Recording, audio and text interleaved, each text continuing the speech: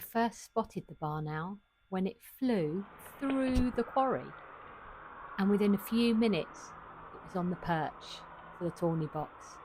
Now, tawnies are usually really reluctant to go in the box at the beginning. They spend ages sitting outside. This barn owl flew straight in, looked around, and then straight up to the entrance. After hesitating for a few minutes on the outside looking in, it jumped straight in. I was amazed.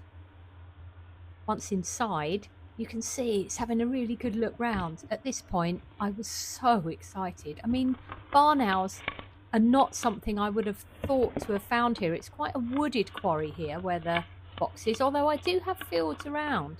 So they're obviously around because here he is.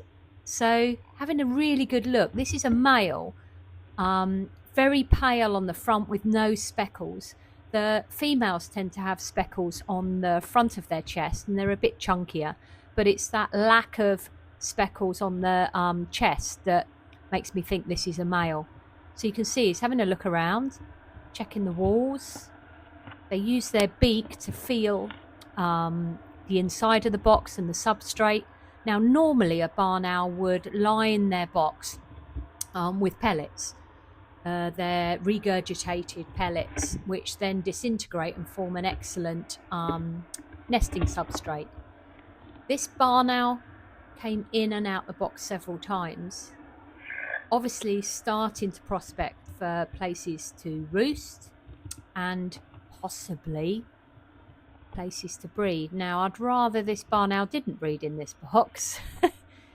Partly because the tawny owls are interested, and also it's not a very deep box. When you have a barn owl box, you want it much deeper than this, probably almost twice as deep as this, because the youngsters tend to come out and explore very early.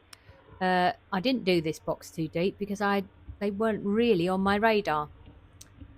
So I will be having a barn owl box coming up very soon, which I hope it will take to. I'm going to put it up relatively close to here, but facing in a completely opposite direction, and outward facing onto a field that I think they might hunt in. So you can see, having a really good look round. Such beautiful birds. Again, just testing out the substrate, testing out the size, having a really good explore. Not fussed by the camera in the far corner. Had a little investigate of that.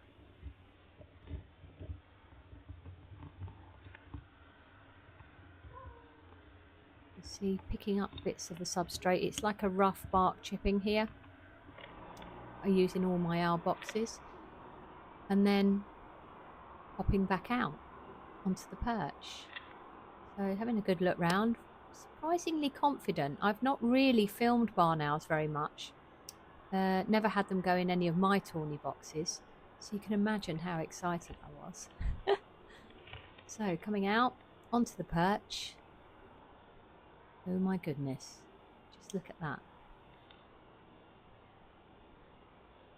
Looking pretty chilled, sitting there, 1 foot tucked up.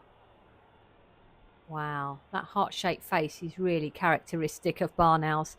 And they're really a species that has a home range that's quite large. They can be about a kilometre radius around from a nest when they're breeding, and up to 4 kilometres when they're not at other times. So it depends on the area, obviously, and the amount of prey available. And of course, barn owls don't just nest in barns. Historically, they lived in many rural buildings and also in tree hollows. But these days, they'll nest and roost in all sorts of buildings. Everything from agricultural buildings, nest boxes they've taken very well to. Obviously, hollow trees and cavities. But also in things like churches, derelict cottages, maybe chimneys, even on sea cliffs, quarry faces, all sorts of places, wherever they can find somewhere that they can shelter from the wind and rain and feel safe. One of the reasons they like and need a place to roost like that is that they don't really have very waterproof feathers. In fact, they're pretty much not waterproof. Their feathers are so soft. That's why they can fly and move absolutely silently. The feathers have like a serrated edge, which means the air passes through them rather than creating a barrier which creates that flapping sound.